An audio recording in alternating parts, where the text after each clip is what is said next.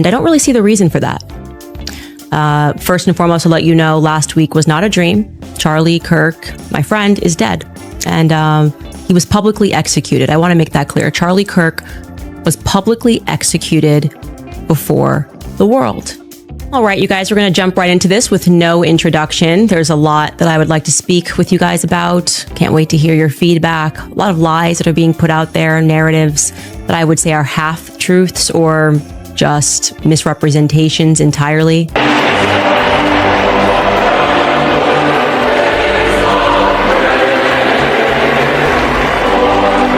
Countless people shared their shock, sorrow, and sympathy for her.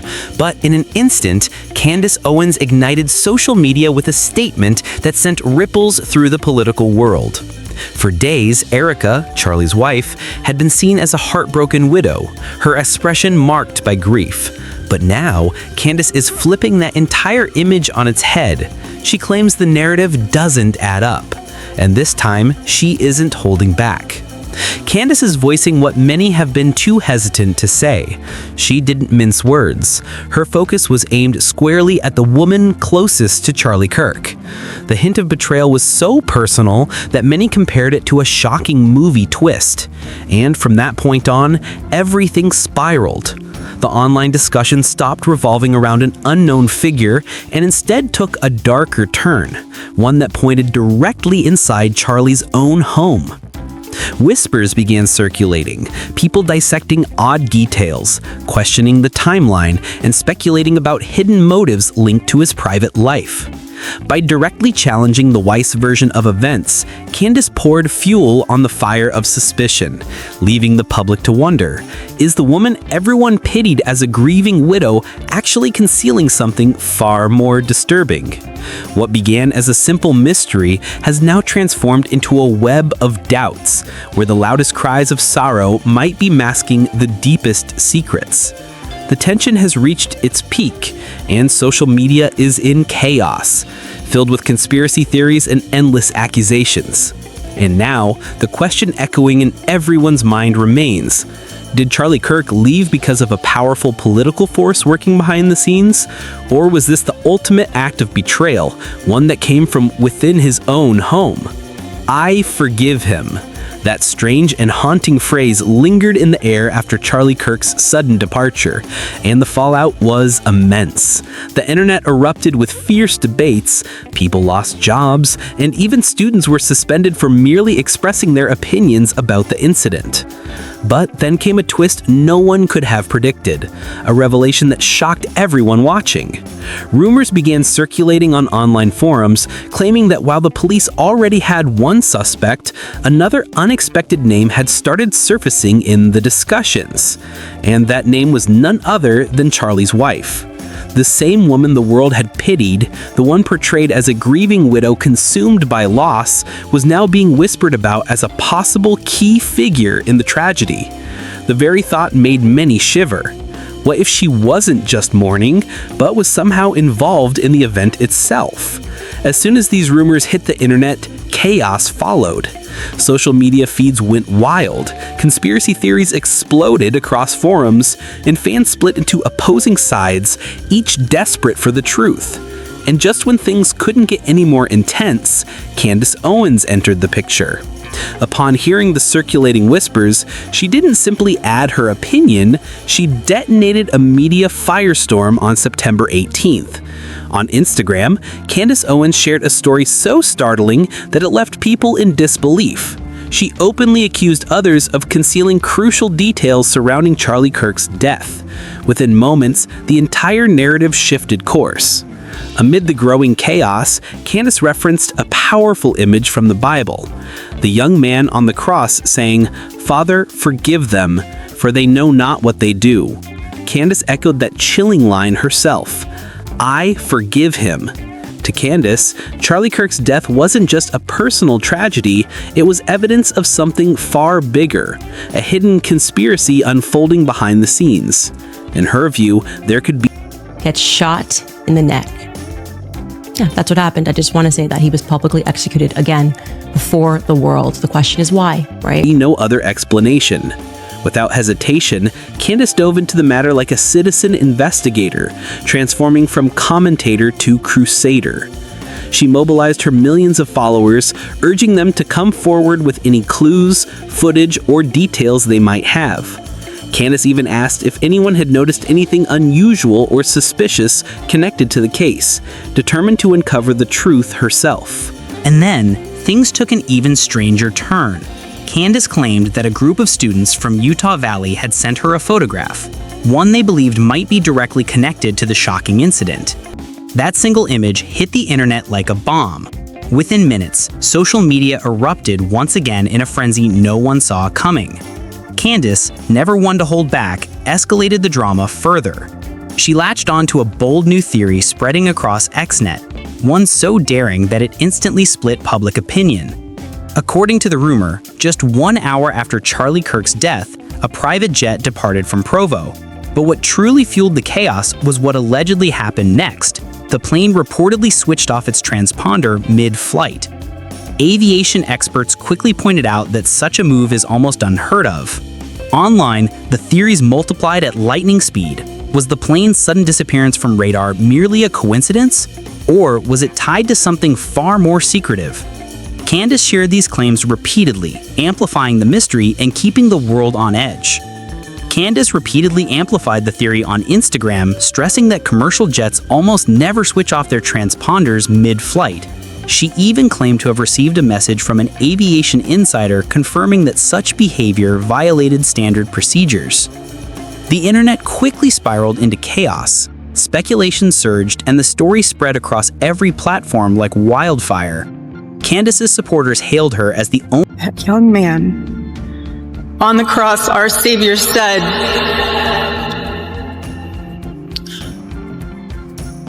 "Father, forgive them, for they not know what they do."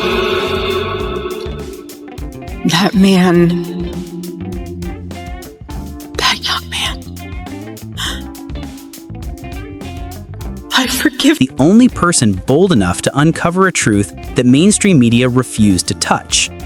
But her critics pushed back hard, accusing her of exploiting Charlie Kirk's tragedy for attention and fueling a storm of dangerous conspiracy theories.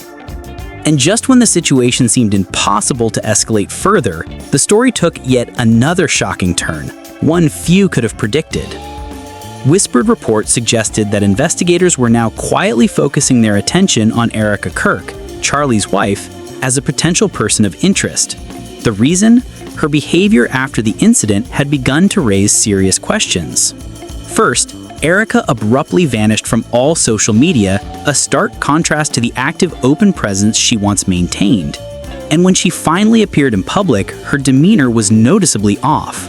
Her tone was stiff, her words seemed rehearsed, and her emotions appeared almost absent. Many began to feel that Erica's demeanor didn't reflect the pain of genuine loss. Instead, it revealed an unsettling emotional distance that no one could quite explain. Around the same time, whispers about financial troubles and family disputes started to surface, and speculation burst across the internet like fireworks. Was Erica truly a heartbroken widow, or was she playing a far more complex role in this unfolding story? Candace Owens wasted no time capitalizing on the growing frenzy. She pushed the theory to its absolute limit, posting on her personal page, "I've spent hours reconstructing the full timeline of Charlie Kirk's passing, and I'm convinced this is a federal-level conspiracy. There's no other explanation. They are lying." But here's the twist. Despite her dramatic claims, Candace has yet to present any concrete evidence to support them. The result? The internet has become sharply divided. One camp stands firmly with Candace, convinced she's exposing a hidden truth. The other remains skeptical, dismissing her statements as baseless speculation. Yet, the controversy hasn't slowed the spread of new theories. That we understand that you will never hold what you hate. That's a very important concept, so I'm going to repeat it again. You will never hold what you hate. You cannot have what you hate and what you're naturally... If anything, it's fueled them further. And perhaps the most shocking revelation of all is this. Candace Owens and Charlie Kirk weren't just political allies, they were inseparable. When Candace joined Turning Point USA in 2017, she affectionately referred to Charlie as her brother. Together, they stood at the forefront of the conservative movement, commanding national attention. However, by late 2023, visible cracks had started to form, especially after Candace publicly clashed with pro-Israel figures during the Gaza conflict. The fallout rocked the conservative establishment, and by March 2024, Candace had officially parted ways with the Daily Wire. Now, less than a year later, she's no longer just a commentator watching events unfold. She's placed herself squarely at the heart of what many are calling one of the most explosive political conspiracy theories of the decade. Not only did Candace imply that the government might have played a role, but she also began to question the intentions of those closest to Charlie himself. And just when it seemed the situation couldn't grow any more tense, Charlie Kirk's funeral became the center of yet another storm of controversy. Thousands gathered at State Farm Stadium in Glendale, Arizona, expecting a solemn and emotional farewell. Prominent figures like Tucker Carlson and Erica Kirk delivered moving tributes in Charlie's honor, but one familiar face was notably absent: Candace Owens. Her absence was impossible to overlook. Later, Candace took to X to explain, or rather to deepen the mystery. She admitted she hadn't attended the service, posting instead a cryptic message that left many puzzled. Attended Mass, then took my kids to see The Light of the World, a film about Jesus. Came home, made dinner, and listened to Tucker share the story of Christ. A perfect day. And Erica Kirk, she's such a beautiful example of Christ's love. It was perfect. The post added yet another strange twist. While thousands gathered in person to say goodbye, Candace remained at home, watching events unfold from a distance. But that wasn't all. Just a few days later, during an episode of her personal podcast, Candace revealed a startling new detail, one that reignited the entire controversy and pulled the story right back into the spotlight. Candace later revealed that she hadn't been invited to the funeral at all. According to her, Erica Kirk and several of Turning Point USA's top donors had deliberately left her off the guest list. The image that emerged was undeniably painful. A woman who had once called Charlie her brother, who had stood beside him for years, was now shut out from his final farewell. Instead of standing among friends to pay her respects, she found herself watching the tributes unfold from behind a screen, hearing gratitude from former allies who no longer included her. And, true to form, Candace didn't let the slight pass quietly. She responded in her signature style, sharp, sarcastic, and layered with meaning. On social media, she even joked about her absence. "There's a % chance I'll be there. Funny how they say you can buy tickets to a funeral. Honestly, when I'm questioning the feds, maybe skipping a public event they're running isn't the worst idea." She ended her post with a half-joking, half-serious remark. "I'm fine. I'll just listen through my headphones and watch the morning show instead." That single quip reignited the online firestorm. Within hours, social media was once again ablaze, this time with debates over the fractured relationship between Candace Owens and Erica Kirk. To some, Candace remained the lone, courageous voice, the only one bold enough to challenge the official narrative. They saw her as a truth seeker, unfairly dismissed for asking uncomfortable questions. But to many others, the story looked entirely different. Critics accused her of crossing a line, of exploiting a man's funeral and twisting a family's grief into fuel for her ever-growing brand of controversy and conspiracy. And then came the real bombshell. Suddenly, multiple reports surfaced claiming that even Charlie's parents had begun to harbor doubts. No longer were these suspicions limited to anonymous voices online. It was now being said that Charlie's own family questioned Erica's innocence. Pitched the idea of Blexit, people thought that I was crazy, that there was never going to be a possible way to wake up Black America, to bring Black America and white America back together. And I remember thinking, it's so easy, actually, if you simply reverse engineer what the left. Behind closed doors, they reportedly expressed deep unease, especially after witnessing the public feud between Erica and Candace. Those doubts didn't fade. Instead, they grew stronger. spreading like a quiet current through the Kirk family, one that pulled everyone into a cycle of tension, mistrust, and confrontation. In the weeks leading up to Charlie's death, several individuals close to the family revealed a detail that left many stunned. According to them, Charlie's parents had already distanced themselves from their daughter-in-law, Erica. Communication between them had become strained to the point where they no longer spoke directly, relying only on intermediaries to pass messages. It was a revelation that no one expected. A family once seen as united, now fractured in eerie silence just before tragedy struck. While Charlie's relatives seemed to grow more distant, voices from Erica's side rose in her defense. Friends and family members argued that she was being unfairly vilified, caught in the crossfire of online speculation and tabloid sensationalism. They insisted that Erica had become a scapegoat, the unfortunate target of conspiracy theories and tabloid sensationalism regardless of the truth. Her supporters maintained that her public silence wasn't proof of guilt or deception, but the behavior of a grieving widow choosing to mourn privately, away from the glare of social media and judgmental eyes. And even Pastor Rob McCoy, co-chair of Turning Point USA's Faith Division, stepped into the controversy, weighing in on the increasingly heated debate surrounding Erica and the tragic mystery that continued to divide the nation.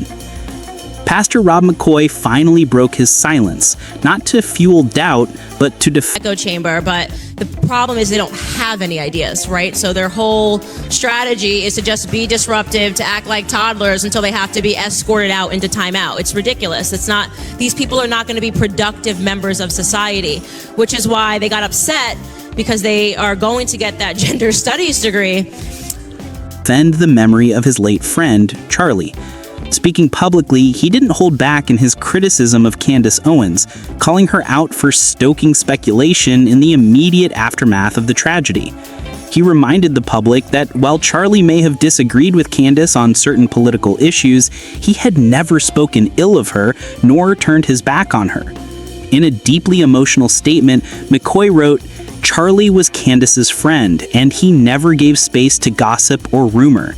He never treated her with cruelty or disdain. I only wish that in this time of grief, Candace could be to Charlie what he always was to her, a true friend. Charlie would never have allowed this tragedy to become a weapon or a tool of division." The message carried tremendous weight, not just because it came from a pastor, but because McCoy was one of Charlie's closest spiritual. And that you will never hold what you hate. That's a very important concept, so I'm going to repeat it again. You will never hold what you hate. You cannot have what you hate and what you're naturally confidants, someone who had walked beside him through both personal and public battles. His words served not only to defend Charlie's legacy, but also as a sobering reminder to Candace that in moments of deep loss, silence and respect often matter more than any theory or headline. The impact was immediate. McCoy's rebuke reshaped the public perception of Candace Owens almost overnight. No longer was she seen as the fearless truth-teller, challenging hidden powers. Instead, many began to view her as someone crossing moral boundaries, exploiting grief for clicks and controversy. For critics, that was the breaking point, a line that should have never been crossed, especially when it involved turning a friend's death into fuel for public spectacle. Many believed Candace Owens had finally gone too far, that her relentless words were only deepening an already open wound. But anyone who thought a wave of backlash would make her step back was mistaken. Rather than retreating, Candace doubled down. She pushed forward with even greater intensity, steering her statements into more sensitive and controversial territory than ever before. According to Candace, Charlie Kirk wasn't just a public figure lost to tragedy, he was a potential political target.